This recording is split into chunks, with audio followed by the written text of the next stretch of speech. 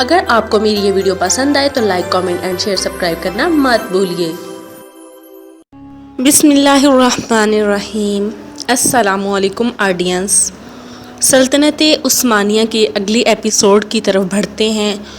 ترکوں کا حسب و نسب اور ان کا اصلی وطن۔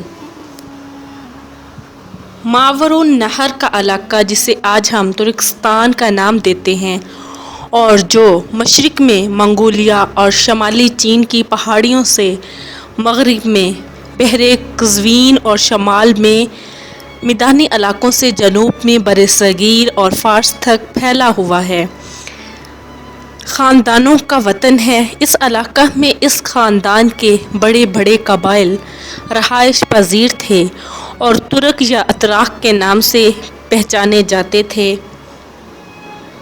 6 صدی عیسوی کے نصب ثانی میں ان قبیلوں نے اپنے وطن اصلی کو خیرآباد کہہ کر گروہ در گروہ ایشیا کو کوچ کر لی۔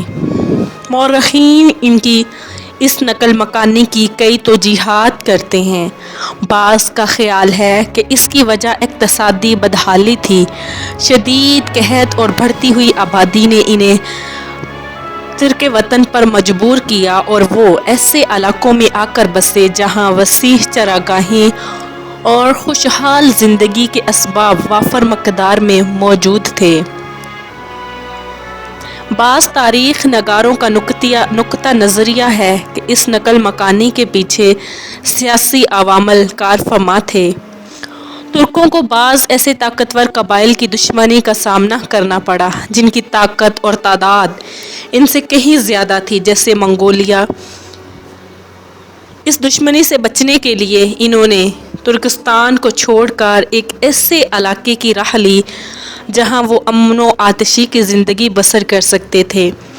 یہ رائے ڈاکٹر عبداللطیف عبداللہ بن دہیش کی ہے۔ لہٰذا منگولیوں کی دشمنی سے بچنے کے لیے ان قبیلوں نے مغرب کی راہ لی اور دریائے جیہو کے قریبی علاقوں میں بس گئے، جہاں سے بعد میں وقتاً فوقتاً طبرستان اور جرجان آئے اور یہاں بدوباش اختیار کر لی۔ اس طرح ترک ان اسلامی علاقوں سے قریب ہو گئے جن کو مسلمانوں نے 21 ہجری 641 عیسوی میں معرکہ نہاوند اور فارس میں دولت ساسانیہ کے سقوط کے بعد فتح کیا تھا۔ اسلامی دنیا کے ساتھ ترکوں کا اتصال 22 ہجری 652 عیسوی کو اسلامی فوجوں نے باب کے علاقوں کی طرف پیش قدمی کی تاکہ ان علاقوں کو فتح کریں۔ یہ وہ علاقے تھے جن میں ترک سکونت پذیر تھے۔ اسلامی سپاہ کے سپہ سالار عبدالرحمن بن ربیع رضی اللہ عنہ نے ترکوں کے سردار شہر براز سے ملاقات کی۔ شہر براز نے عبدالرحمن رضی اللہ عنہ سے صلح کی درخواست کی اور اس بات کا اظہار کیا کہ وہ ارمن پر حملہ کرنے کے لیے اسلامی لشکر میں شریک ہونے کے لیے تیار رہیں۔ عبدالرحمن نے انہیں اپنے قائد سراقہ بن عمر رضی اللہ عنہ کے پاس بھیج دیا۔ شہر براز نے سراقہ سے ملاقات کی اور ان سے اپنی خدمات پیش کرنے کے سلسلے میں بات کی۔ سراقہ نے ان کی پیشکش کو قبول کر لیا اور اس بارے میں ایک عریضہ حضرت عمر بن خطاب رضی اللہ عنہ کے نام تحریر کیا اور انہیں اس بارے میں اطلاع دی۔ حضرت عمر فاروق رضی اللہ عنہ نے بھی سراقہ کی رائے سے اتفاق کیا اور اس کے بعد مسلمانوں اور ترکوں میں باقاعدہ معاہدہ طے پا گیا۔ یوں مسلمانوں اور ترکوں میں کسی قسم کی جنگ نہ ہوئی، بلکہ یہ دونوں لشکر ارمن پر حملہ آور ہوئے اور وہاں اسلام کی اشاعت ہوئی۔ اس کے بعد اسلامی لشکر فارس کے شمالی مشرقی علاقوں کی طرف بڑھے تاکہ مسلمان لشکروں کے ہاتھوں دولت ساسانی کے سقوط کے بعد ان علاقوں میں الہی دعوت کی ترویج ہو سکے۔ یہ وہ علاقے تھے جو شمال کی طرف اسلامی سپاہ کے راستے میں سب سے بڑی رکاوٹ تھے۔ جب صلح کے معاہدہ کی بدولت یہ مشکلات ختم ہو گئی تو ان علاقوں اور ملکوں تک پہنچنے کی راہ ہموار ہو گئی اور ترکوں اور مسلمانوں کے درمیان ربط و ضبط پیدا ہو گیا۔ ترک اسلامی تعلیمات سے بہت متاثر ہوئے اور اسلام قبول کر کے اسلام کی اشاعت اور غلبہ دین کے لیے مجاہدین کی صفوں میں شامل ہو گئے۔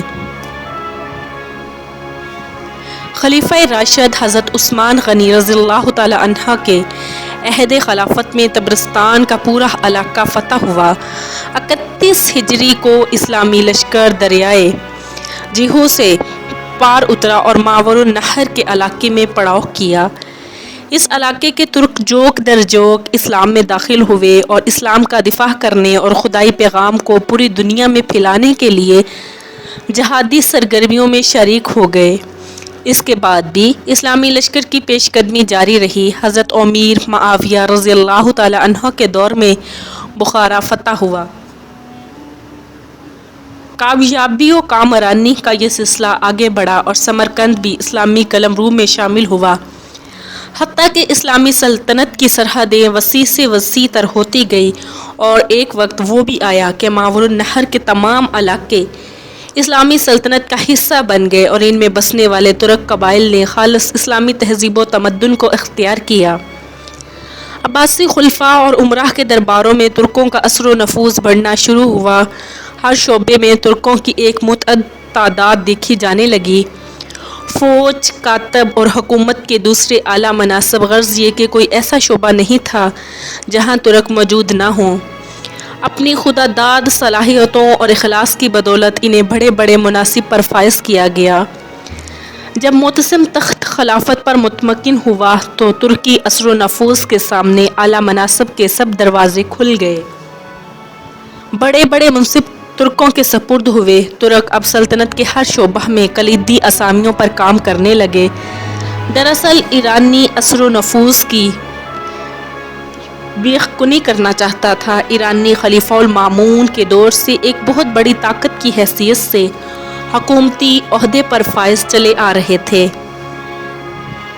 اور ان میں کافی حد تک خود سری کے آثار نمایاں ہونے لگے تھے۔ معتصم کے اس اقدام نے لوگوں کو کافی حد تک مشتعل کر دیا۔ عوام اور سپاہ دونوں میں بے چینی پھیل گئی۔ یہی وجہ تھی کہ اپنے لیے ایک نئے شہر کی بنیاد رکھی جہاں اس کی ذاتی فوج اور عوان و مددگار رہائش پذیر ہوئے۔ یہ نیا شہر سامراہ کے نام سے موسوم کیا جاتا تھا اور بغداد سے 125 کلومیٹر دور تھا۔ یوں تاریخ اسلام کے اہم ترین دور میں ترکوں کو سلطنت میں خاصی اہمیت حاصل ہو گئی، حتیٰ کہ وہ وقت بھی آیا کہ ترکوں نے ایک بہت بڑی اسلامی سلطنت کی بنیاد رکھی۔ اس سلطنت کا دولت عباسیہ کے خلفاء کے ساتھ مضبوط تعلق تھا۔ یہ سلطنت تاریخ میں سلجوقی سلطنت کے نام سے پہچانی جاتی ہے۔ دولت سلجوقیہ کا قیام عربی اسلامی مشرق میں رونما ہونے والے واقعے کے سٹیج پر سلجوقیوں کے ظہور کے ان علاقوں کی سیاسی تبدیلی پر بہت گہرے اثرات پڑے، جن کو ایک طرف عباسی خلفاء اپنی قلمرو میں شامل رکھنے کے لیے کوشش کر رہے تھے اور دوسری طرف شیعوں کی فاطمی خلافت اپنی طرف کھینچ رہی تھی۔ ایسے حالات میں سلجوقیوں نے ایک بہت بڑی ترکی سلطنت کی بنیاد رکھی جو 5ویں صدی ہجری مطابق 11ویں صدی عیسوی میں سامنے آئی۔ یہ سلطنت خراسان، ماور النہر، ایران، عراق، بلاد شام اور ایشیائی کوچک کے علاقوں پر مشتمل تھی۔ اس سلطنت کا مستقر پہلے ایران کا شہر تھا اور بعد میں عراق کا شہر بغداد قرار پایا۔ اسی دوران خراسان، ماور النہر، کرمان، بلاد شام اور ایشیائے سلاجقہ روم میں کئی چھوٹی چھوٹی سلجوقی سلطنتیں معرض وجود میں آئی۔ یہ تمام سلطنتیں ایران اور عراق میں سلجوقی سلطان کے تابع تھی۔ سلجوقیوں نے بغداد کی عباسی خلافت اور اس کے مذہب اہل سنت الجماعت کی خوب مدد کی۔ یہ سلطنت ایک طرف ایران و عراق میں شیعہ اور دوسری طرف مصر و شام میں عبیدی فاطمی اثر و نفوذ کے درمیان میں گہری زوال کے قریب پہنچ چکی تھی۔ سلجوقیوں نے اقتدار کا خاتمہ کر دیا اور عبیدی فاطمہ خلافت کے سامنے ڈٹ کر کھڑے ہو گئے۔ سلجوقی سردار 447 ہجری میں بغداد کے اندر سلطنت کا ہمیشہ کے لیے خاتمہ کر دیا، تمام شورشوں پر قابو پا لیا، مساجد کے دروازوں سے صحابہ کرام علیہم الرضوان کے سب مبنی تحریریں مٹا دی اور رافضیوں کے شیخ ابو عبداللہ کو رفض میں غلو کی وجہ سے قتل کر دیا گیا۔ شیعہ نفوذ بغداد اور عباسی خلیفہ پر چھا چکا تھا جب سلجوکیوں نے بغداد سے دولت کا خاتمہ کر دیا اور سلطان تغر بیگ عباسی خلافت کے دوران دارالحکومت میں داخل ہوا تو خلیفہ قائم ان کا شاندار استقبال کیا، انہیں نہایت قیمتی خلعت عطا کی اور اپنے پاس بٹھایا اور بڑے معزز القابات سے نوازا۔ ان القابات میں ایک لقب سلطان رکن الدین تغر بیگ ہے۔ اس کے علاوہ عباسی خلیفہ نے یہ حکم صادر کیا کہ سلطان تغر بیگ کا نام سکون پر کندہ کیا جائے، بغداد کی مسجدوں میں اس کا نام کا خطبہ پڑھا جائے اور اس کے حق میں جمعہ دین کی نمازوں میں دعا کی جائے۔ خلیفہ کی اس قدر افزائی کی وجہ سے سلجوکیوں کو پوری اسلامی دنیا میں بے پناہ قدر و منزلت حاصل ہوئی اور وہ بغداد میں سیاہ و سفید کے مالک بن گئے۔ عباسی خلیفہ اب ان کے ہر مشورہ کو خاطر قبول کرتا تھا اور ان کی بڑی عزت کرتا تھا۔ تغر بیگ بڑی طاقتور شخصیت کا مالک تھا، بڑا ذہین، کمال شجاع، دیندار، نیک اور عدل اس کے اندر تھا۔ انہیں خصائل حمیدہ کی وجہ سے اس کی حمایت میں آئے روز اضافہ ہوتا چلا گیا اور اس نے ایک نہایت ہی طاقتور لشکر تیار کر لیا۔ تغر بیگ نے کوشش کی کہ تمام سلجوقی ترک متحد رہیں اور اسلام کی اشاعت میں بھرپور حصہ لیں۔ خلیفہ قائم نے سلجوقی سلطنت کے ساتھ اپنے تعلق کو مضبوط بنیادوں پر قائم کرنے کی خاطر تغر بیگ کے بڑے بھائی جعفری بیگ کی بیٹی سے شادی کر لی۔ یہ شادی 448 ہجری مطابق 1059 عیسوی میں ہوئی۔ پھر شعبان 454 ہجری مطابق 1062 میں تغر بیگ کی شادی خلیفہ عباسی قائم بامر اللہ کی بیٹی سے ہوئی، لیکن اس کے بعد تغر بیگ زیادہ عرصہ زندہ نہ رہے۔ 8 رمضان المبارک 454 ہجری 1062 عیسوی کو یعنی صرف ایک ماہ بعد ان کا انتقال ہو گیا۔ اس وقت تغر بیگ کی عمر 70 سال تھی۔ اپنے وفات سے پہلے تغر بیگ خراسان، ایران اور عراق کے شمال مشرقی علاقوں میں اپنے ہاتھ سے سلجوقی اقتدار اور غلبہ کا کام مکمل کر چکے تھے۔ سلطان محمد علب ارسلان بہادر شیر علب ارسلان نے اپنے چچا تغر بیگ کی وفات کے بعد زمام اقتدار اپنے ہاتھ میں لی۔ اگرچہ اقتدار کی خاطر ملک میں کچھ جھگڑے ہوئے، لیکن علب ارسلان نے ان تنازعات پر بروقت قابو پا کر حالات کو اپنی گرفت میں پا لیا۔ علب ارسلان اپنے مرحوم چچا تغر بیگ کی طرح ایک نہایت مدبر، تجربہ کار لیڈر اور جرأت مند شخصیت کا مالک، مخلص قائد تھا۔ اس نے ملکی سرحدوں کو وسیع کرنے کے لیے ایک نہایت ہی دانشمندانہ پالیسی اختیار کی جو علاقے سلجوقی سلطنت کے زیر نگی تھے۔ پہلے ان کے استحکام کو یقینی بنایا اور اس کے بعد بیرونی دنیا کی طرف پیش قدمی کی۔ سلطان علب ارسلان ہمیشہ جہاد فی سبیل اللہ اور اپنی پڑوسی مسیحی سلطنتوں میں اسلام کی اشاعت کے لیے بھی قرار رہتا تھا۔ اس کی ہمیشہ سے یہ کوشش رہی کہ ارمن اور روم کے علاقے اسلامی قلم رو میں شامل ہوں۔ دراصل وہ ایک مخلص مجاہد تھا اور اسلامی جہاد کی روح ہی وہ واحد عامل تھا جس کی بدولت علب ارسلان کو شاندار کامیابیاں نصیب ہوئی اور اس کی جہادی سرگرمیوں نے دینی رنگ اختیار کر لیا۔ سلجوقی سلطنت کا یہ عظیم قائد ایک مخلص جہادی شخصیت اور مسیحی علاقوں میں اسلام کی اشاعت و ترویج کے لیے بے حد حریص انسان کی شکل میں نمودار ہوا اور دولت کے بہت سارے علاقوں پر اسلام کا علم لہرا دیا۔ علب ارسلان اپنی مملکت کی سرحدوں کو وسیع کرنے سے پہلے 7 سال کے عرصہ تک اپنی مملکت کے دور دراز علاقوں کے حالات کا جائزہ لیتا رہا اور جب ان علاقوں میں امن و امان کی صورتحال سے مطمئن ہو گیا تو اپنے عظیم مقاصد کو پائے تکمیل تک پہنچانے کے لیے پلاننگ شروع کر دی۔ ان کے سامنے اب ایک ہی ہدف تھا، سلجوقی سلطنت کے پڑوس میں واقع مسیحی علاقوں کو فتح کرنا، مصر میں فاطمی دولت کے اقتدار کو ختم کرنا اور تمام اسلامی دنیا کو عباسی خلفاء اور سلجوقی اقتدار کے جھنڈے کے نیچے متحد کرنا۔ ارسلان نے اپنے منصوبے کو عملی جامہ پہنانے کے لیے ایک بہت بڑا لشکر تیار کیا اور اس لشکر کی قیادت کرتا ہوا ارمن اور جورجیا کی طرف روانہ ہوا۔ یہ علاقے بہت جلد ان کے ہاتھوں فتح ہوئے۔ الب ارسلان آگے بڑھا اور شام کے شمالی علاقے پر یورش کی حلب میں مرد 80 حاکم تھے۔ اسی سلطنت کی بنیاد 414 ہجری 1023 عیسوی میں صالح بن مرداس نے رکھی تھی۔ یہ ایک شیعہ سلطنت تھی۔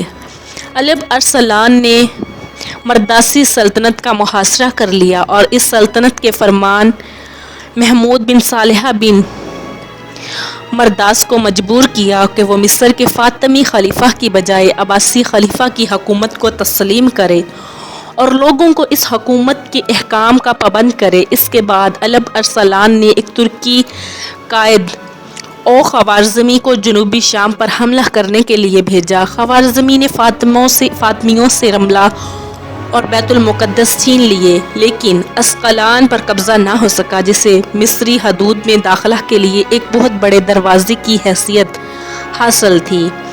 اس طرح سلجوقی بیت المقدس کے اندر خلیفہ عباسی اور سلطان سلجوقی کے مرکز کے قریب ہو گئے۔ 426 ہجری میں مکہ مکرمہ کے گورنر محمد بن حاشد کا قاصد سلطان الب ارسلان کے دربار میں پہنچا۔ قاصد نے اطلاع دی کہ شریف مکہ خلیفہ القائم پاشا اور سلطان الب ارسلان کے نام کا خطبہ دے رہا ہے اور آئندہ سے وہ عبیدی سلطنت کی بجائے عباسی خلافت کے احکامات کی پابندی کرے گا۔ قاصد نے یہ بھی بتایا کہ مکہ شریف میں آئندہ علی خیر العمل کے الفاظ اور دوسرے شیعی الفاظ اذان میں نہیں دہرائے جائیں گے۔ سلطان نے شریف مکہ کے قاصد کی بڑی عزت افزائی کی، 30,000 دینار گورنر مکہ کی خدمت میں ارسال کیے اور کہلا بھیجا کہ اگر گورنر مدینہ ایسا کرے گا تو اس کی خدمت میں 20,000 دینار پیش کیے جائیں گے۔ الب ارسلان کی ان فتوحات نے رومی شہنشاہ ڈومانوس کو آتش زیر پا کر دیا اور اس نے پختہ ارادہ کر لیا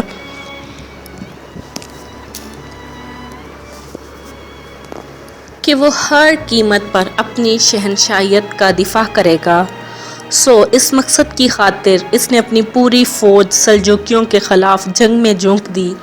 رومی اور سلجوقی فوجوں میں کئی خونریز مارکے ہوئے۔ ملاذ-کرو کا مارکہ ان سب میں زیادہ اہم تھا، جو 463 ہجری بمطابق 1070 اگست کو برپا ہوا۔ ابن کثیر لکھتے ہیں اور اس مارکے میں روم کا بادشاہ ڈومانوس پہاڑ کی مانند لشکروں کو لے کر روانہ ہوا۔ ان لشکروں میں روم، روس، برطانیہ اور کئی دوسرے ملکوں کے سپاہی شریک تھے۔ ڈومانوس کی جنگی تیاریاں بھی خوب تھیں۔ اس لشکر میں 35 بطریق بھی شریک تھے اور ہر بطریق کے ساتھ 2 لاکھ گھوڑ سوار تھے۔ 35,000 فرنگی اور 15,000 دوسرے جنگ جو اس کے علاوہ تھے، جو قسطنطنیہ سے تعلق رکھتے تھے۔ اس کے علاوہ 1 لاکھ نقب لگانے والے، 1 لاکھ کھدائی کرنے والے، 1,000 روز جاری 400 بیل گاڑیوں جن پر فوجوں کی وردیاں، اسلحہ، گھوڑوں کی زینیں، منجنیقیں، قلعہ شکن آلات لدے ہوئے تھے۔ ان منجنیقوں میں ایک منجنیق ایسی بھی تھی جس کو 1,200 آدمی چلاتے تھے۔ ڈومانوس خدا اس کا ستیہ ناش کرے یہ سب لاؤ لشکر کے لے کر اسلام اور اہل سلام کو مٹانے کی مقصد لے کر آگے بڑھا تھا۔ اس کو اپنی طاقت پر اتنا گھمنڈ تھا کہ فتح سے پہلے ہی اسلامی علاقے اس نے اپنے بطریقوں کو جاگیر میں دینے کا اعلان کر دیا، حتیٰ کہ بغداد بھی ایک بطریق کے نام کر دیا۔ ان کا پروگرام یہ تھا کہ جب عراق اور خراسان کے علاقے فتح ہو جائیں گے تو وہ یکبارگی حملہ کر کے شام کے علاقے مسلمانوں سے واپس لے لیں گے۔ وہ یہ سوچ رہے تھے اور تقدیر ہنس رہی تھی اور کہہ رہی تھی، سلطان الب ارسلان اور رومی فوجوں کا آمنا سامنا کے مقام پر بدھ کے روز ہوا۔ ذیقعدہ کے مہینے کے ابھی 5 دن باقی تھے۔ رومی فوج کی کثرت تعداد کو دیکھ کر الب ارسلان کچھ پریشان ہوا، لیکن فقیہ ابو نصر محمد بن عبد المالک بخاری، یہ حنفی بزرگ تھے، حوصلہ دیا اور کہا، سلطان محترم جمعہ شریف کے روز جب خطبہ جمعہ کے خطبے پڑھ رہے ہوں اور مجاہدین کے لیے دعائیں مانگ رہے ہوں، عین اس وقت دشمن پر حملہ کر دیں۔